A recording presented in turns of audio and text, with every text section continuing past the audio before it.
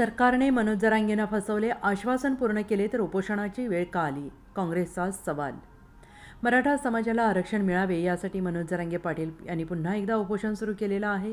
मनोज जरांगे यांच्या आमरण उपोषणाचा हा 5वा दिवस आहे. मनोज जरांगे यांची प्रकृती खालावल्याचे सांगितले जात आहे. मनोज जरांगे यांच्या नाकातून रक्तस्राव होत होता. प्रकृती खालावली असली तरी जरांगे आणि वैद्यकीय अधिकारी यांना तपासणी करण्यास नकार दिला. यातच विरोधकांकडून राज्य सरकारवर टीका केली जात आहे.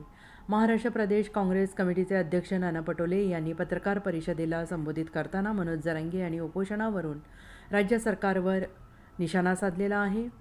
मराठा आरक्षणासाठी लढा देत असलेले मनोज जरांगे पाटील यांची सरकारने फसवणूक केलेली आहे. मनोज जरांगे यांच्या उपोषणावरून राज्य सरकारवर त्यांनी निशाणा साधलेला आहे. मुख्यमंत्री एकनाथ शिंदे यांनी मराठा समाजाच्या सर्व मागण्या मान्य केल्या आहेत असे नवी मुंबईत जरांगे यांच्या लाखो कार्यकर्त्यांसमोर जाहीर केले आहे. दिलेला शब्द आपण पाळला असेही मुख्यमंत्री म्हणाले. जरांगे पाटील यांनी केलेल्या सर्व मागण्या मान्य झाल्या तर मग पुन्हा उपोषण करण्याची वेळ त्यांच्यावर का आली अशी विचारणा यावेळी करण्यात आली आहे. त्याच्यामध्येच शेतकरी आत्महत्या करावं आणि आम्ही इकडे हाही करावं आणि आम्ही याचा तोडला त्याचा तोडला. आम्ही आमचे नरेंद्र मोदी फार सक्षम नेतृत्व आहे, त्या विकासासाठी हे सगळे लोक येतात. सक्षम काय भारत करायचा, विकासशील भारत करायच्या दृष्टिकोनातून येतात आहेत. हे थोतांड यांनी आता थांबवावं आणि या थोतांडाच्या मागं लोकांचा उद्रेक समजला पाहिजे. तुम्ही सत्तेत आहात आणि सत्तेत असल्यामुळे जनतेचे प्रश्न काय महत्त्वाचे आहेत, त्यामध्ये राज्याच्या बेरोजगारांचा प्रश्न अजून महत्त्वाचा आहे. नोकऱ्याच्या नावाने अक्षरशः तरुणांना फसवण्याचं पाप आपण लोक करतात आहात. ऑनलाईनमधून त्यांना पैसे गोळा करतात आणि नोकरीचं आमिष दाखवतात आणि मग पेपर फुटीचं कारण दाखवून पेपर रद्द करताना आपण पाहतोय.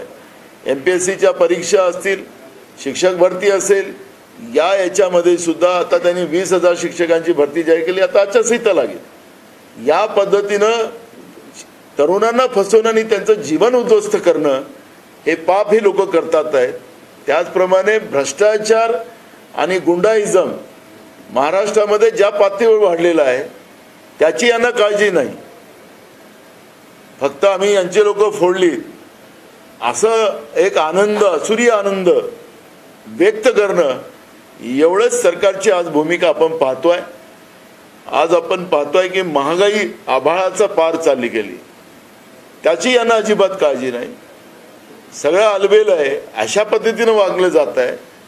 सामान्याच्या लोकांना आज त्याच्याकडे 2 टाईमचं खायला आहे की नाही त्याची काळजी करायचं कारण नाही. फक्त 150 रुपयाचं धान्य दर महिन्याला देऊन त्याच्या हातातलं काम हिसकून 80 कोटी लोकांना आम्ही धान्य पुरवतोय, एवढंच असुरी आनंद व्यक्त करण्याचं पाप हे लोक करताना आपण पाहतोय.